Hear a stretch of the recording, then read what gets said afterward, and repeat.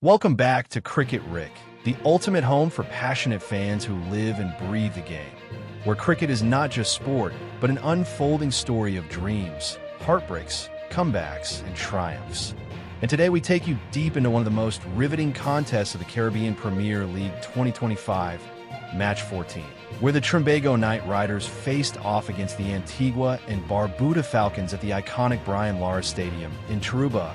And let me tell you, this was not just a match, this was a statement of intent, a masterclass in patience and power, a night when the Knight Riders finally broke their jinx against the Falcons, storming to victory by 8 wickets with time and dominance to spare. From the very first ball, the electricity in the air was undeniable. The stadium painted in red and black of the Knight Riders, drums echoing, chants reverberating, fans waving flags and blowing horns, while the Falcons, full of self-belief after a strong start to their campaign, walked in with confidence, hoping to extend their winning streak. But cricket, as we always say here at Cricket Rick, has a way of humbling even the most confident, and within the first over, the match turned on its head as Muhammad Amir, with his deadly left-arm swing, dismantled the Falcons' top order, producing the kind of spell that instantly reminded everyone why he remains one of the most lethal new-ball bowlers in the T20 arena. First, he trapped Raheem Cornwall, the big man who is known for explosive starts, plumb in front for a golden duck, silencing the small but vocal Falcon supporters. Then, just 2 balls later, Karima Gore followed him back to the dugout without troubling the scores. 2 wickets inside the opening over, and the Falcons were rocked at 2 for 2, their innings in tatters before it could even begin. The Knight Riders fielders fed off Amir's energy, diving around, cutting off boundaries, and the crowd was absolutely roaring every time Amir marked his run-up, sensing blood, sensing momentum. But to their credit, the Falcons fought back, and that fight was led by the young and fearless Jewel Andrew, who came to the crease under immense pressure, yet batted with maturity far beyond his years. He countered Amir's swing, respected the good deliveries, and then unleashed crisp drives and flicks whenever the bowlers overpitched. Partnering with Ahmad Wasim, the experienced campaigner who knows these Caribbean conditions inside out, Andrew stitched together a stabilizing stand that not only gave the Falcons breathing space, but also restored belief in their camp. Andrew's 40 off 31 was a gem in innings under the circumstances, full of singles, twos, and well-placed boundaries that frustrated the Knight Riders bowlers, while Ahmad Wasim's 37 was all about experience, rotating strike, calming nerves, and keeping the scoreboard ticking. Together, they added crucial runs, lifting the Falcons from the brink of collapse to a somewhat respectable total. But credit must also go to the Knight Riders' bowling attack, which remained disciplined throughout. Akil Hossain with his tight left-arm spin in the middle overs, Andre Russell keeping things fiery with pace and balance, and Amir returning at the death to finish with figures of 3 for 22, a spell that crushed the Falcons' momentum and ensured they never truly broke free. In the end, the Falcons managed just 146 for 7 in their allotted 20 overs, a score that on these pitches is always tricky, slightly below par, but never safe, especially in a big pressure game like this. And then came the chase, one that carried the weight of expectation, because the Knight Riders had not beaten the Falcons in previous encounters this season, and fans were desperate to see their heroes finally deliver.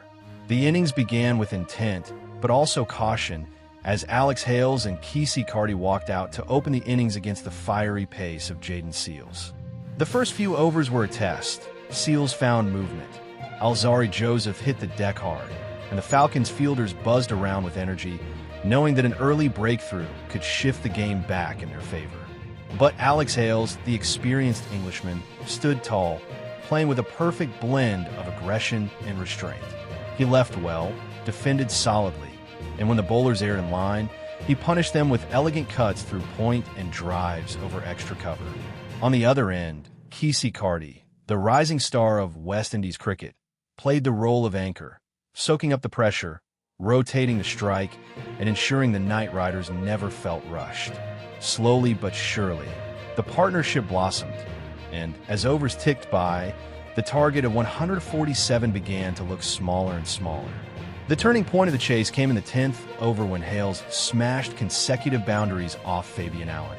First, a lofted drive over long off, and then a perfectly timed sweep behind square, raising his half-century in style.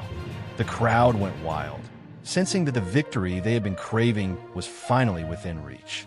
Carty, too, reached his milestone, a beautifully constructed 50 that showcased his maturity, temperament, and ability to thrive under pressure. The two batsmen put on a magnificent 87-run stand for the second wicket, completely deflating the Falcons' bowlers, who tried everything: slower balls, wide Yorkers, field changes, but found no way past this rock-solid partnership. When Hales finally fell for an unbeaten 55 off 46 and Carty ended on 60 off 45, the stage was already set for a comfortable finish. And who better to apply the finishing touches than Nicholas Pooran, the flamboyant left-hander, who walked out to the crease with the crowd chanting his name. Pooran wasted no time. He flicked his very first ball to the boundary and then, in the 19th over, launched Jaden Seals into the stands with a massive 6 over long on, sealing the win in spectacular fashion with 8 balls to spare. The Knight Riders finished at 152 for 2 in 18.4 overs, a comprehensive chase that left no room for doubt. The stadium erupted in joy, fans dancing, waving flags, celebrating not just a win, but the breaking of a jinx, a weight lifted off the Knight Riders' shoulders. The player of the match was rightfully awarded to Muhammad Amir for his devastating new ball spell that set the tone for the entire game, but credit was shared across the team. Hales for his class, Carty for his calmness, and Pooran for his explosive finish. This wasn't just a victory. This was redemption, a message to the rest of the CPL that the Knight Riders are back in business and ready to challenge for the crown. From heartbreaks in previous games to jubilation tonight, the journey of this team has been nothing short of inspirational. And that is why we love cricket, because it reminds us that no matter how tough the past has been, the future can always be rewritten with belief, teamwork, and fight. So, cricket fans, if you felt the goosebumps during this epic contest, if you celebrated every wicket, every boundary, and every 6 with us, then smash that like button, hit subscribe to Cricket Rick, and turn on the notification bell, because this is only the beginning.